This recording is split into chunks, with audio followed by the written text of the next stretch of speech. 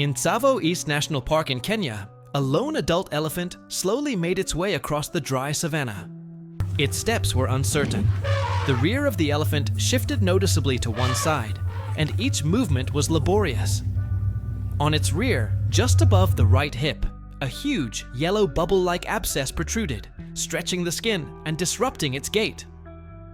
Reaching a dry riverbed, the elephant stopped and tried to turn its body to look at the problem area, but was unable to do so. He tucked his hind legs under him, exhaled heavily, and nervously shook his tail, as if trying to relieve the pressure. The skin around the swelling looked tense, and it was clear that any movement caused him severe discomfort. After a few minutes, his strength finally left him. The elephant tilted his head, carefully bent his front legs, and slowly lay down on his side, choosing a position that would not touch the painful area. Dust rose around him, and he hardly moved, breathing heavily. It became clear that he would not be able to go any further on his own. Rescue worker Jamal slowly made his way across the dry savanna, carefully taking notes on his tablet.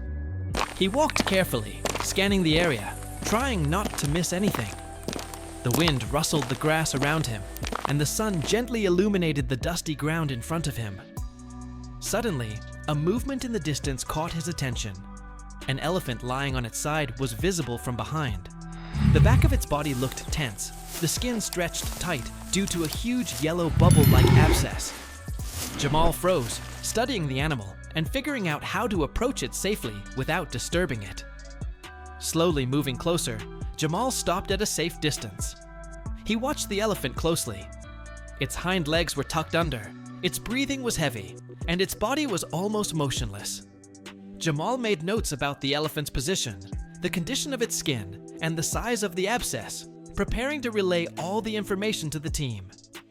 Jamal stopped at a safe distance and carefully spread a small mat from his equipment on the ground. He took out the tools for the procedure, sterile needles, gloves, and a container for liquid. Before starting, he checked all the equipment again, making sure that nothing was in the way and that the animal would not be frightened by unnecessary movements. The sun gently illuminated the savanna. The wind slightly swayed the grass, creating a feeling of a peaceful morning, but the tension remained in the air.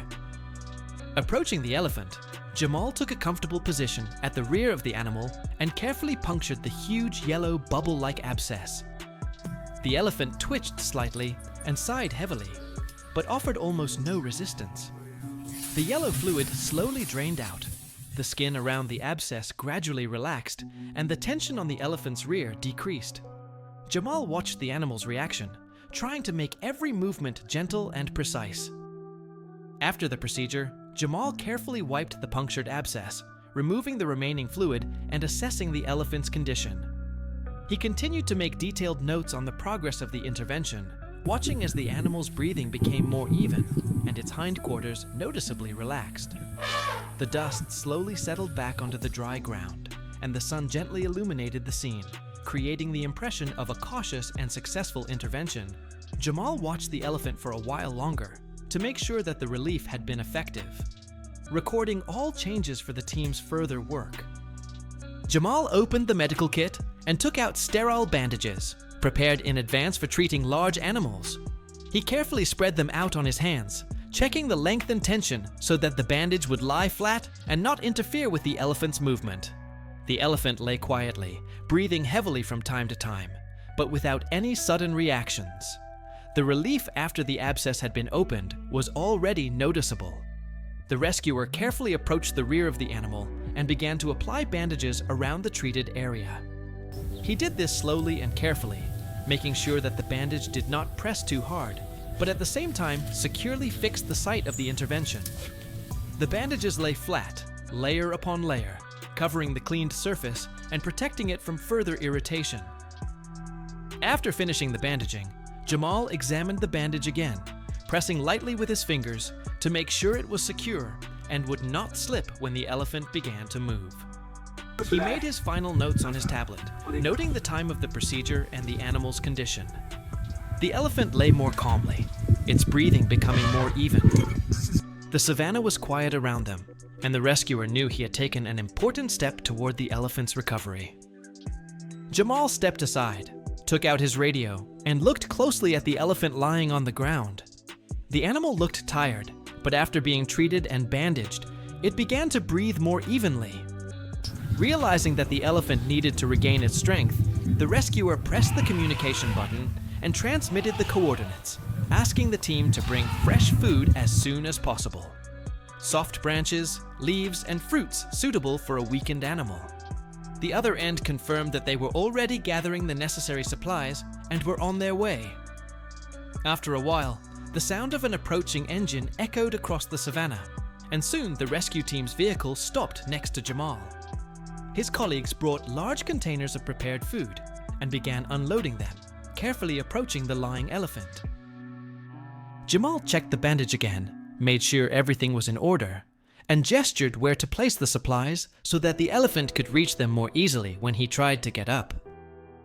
The rescuers carefully laid out the fruits and vegetables on the dry grass a little ahead of the lying elephant, trying to arrange the food so that he would not have to stretch too much. Jamal came closer, knelt on one knee, and spoke softly to the animal to cheer him up with a calm voice. He carefully pushed a few bright apples, a sweet melon, and pieces of soft pumpkin towards the trunk. The elephant, still tired from pain and treatment, twitched its ears slightly, caught the familiar smell, and slowly turned its head. The trunk stretched forward uncertainly, but still took the first apple. The crunching sounds were quiet but distinct, as if he had finally allowed himself a small moment of calm. When the first portion of food disappeared, something seemed to awaken in the elephant. He began to examine what lay before him more closely and gradually reached for new pieces, choosing the juiciest fruits, warmed by the sun. Sometimes he paused his trunk for a second, as if checking whether he had the strength to lift the next piece. The rescuers stood a little way off so as not to interfere, but still watched his every move closely. From the slightest twitch of his ears to the confident lifting of another piece of melon with his trunk. Each new bite seemed like a small step toward recovery, a quiet but very important victory. This story proves that even in the most difficult situations, care and attention can restore hope, and one timely intervention can change the fate of an entire giant. Thank you for watching until the end. Please like and subscribe to our channel to support us. See you next time.